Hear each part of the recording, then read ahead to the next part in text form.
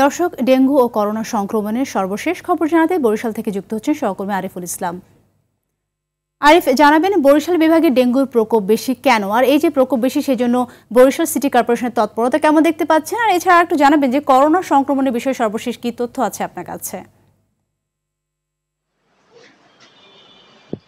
সাথী, ধন্যবাদ আপনাকে। আসলে আপনার শেষ প্রশ্ন থেকে শুরু করি। সেটি হলো যে বরিশালে ইতিমধ্যেই করোনায় আক্রান্ত দুজনকে শনাক্ত করা হয়েছে।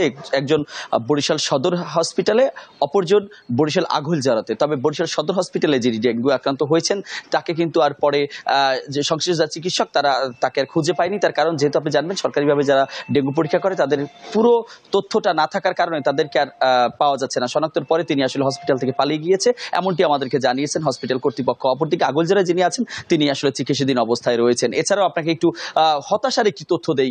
গোটা বরিশাল বিভাগের কিন্তু একমাত্র স্বাস্থ্যের মুখপাত্র হিসেবে কাজ করে বরিশাল শেরি বাংলা মেডিকেল হাসপাতাল। এই হাসপাতালে কিন্তু ডেঙ্গু এবং করোনা রোগী সে সাতক্ষীরা, খুলনা জেলা বিভাগের এবং সেই ঢাকা বিভাগের কিন্তু মাদারীপুর, ফরিদপুর থেকেও কিন্তু রোগী আসে। কিন্তু এখানে যে করোনার পরীক্ষা করার যে একমাত্র যে মেশিনটি সেটি কিন্তু অকেজো হয়ে গেছে।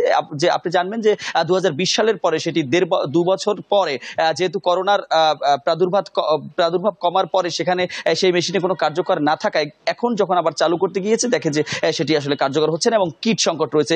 সেক্ষেত্রে বরিশালবাসী একদমই একটি হতাশার মধ্যে পড়েছে। আর চিকিৎসকরা বলছেন এবং সংশ্লিষ্ট বিভাগে যা দায়িত্বরত তারা আসলে বলছেন যে সমাধান করার লক্ষ্যে ইতিমধ্যেই মন্ত্রণালয়ে চিঠি রাখা হয়েছে। তারা যে পর্যন্ত না জানাবে সে পর্যন্ত আসলে কোনো সুষ্ঠু সমাধান হবে না। এটি হচ্ছে বরিশালবাসীর জন্য সবচেয়ে বড় হতাশা।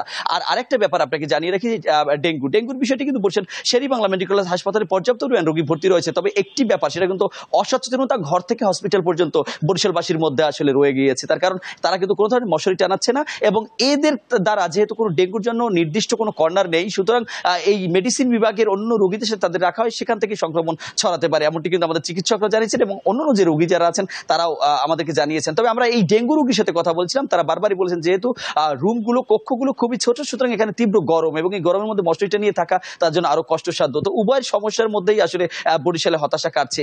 শেষ করব তারা একটু জানিয়ে রাখি, এখন পর্যন্ত গত 24 ঘন্টার তথ্য আমরা না পেলেও গত পরশুর থেকে গতকাল দুপুর পর্যন্ত যে তথ্যটি রয়েছে তার মধ্যে 101 জন ডেঙ্গু রোগে আক্রান্ত হয়েছে।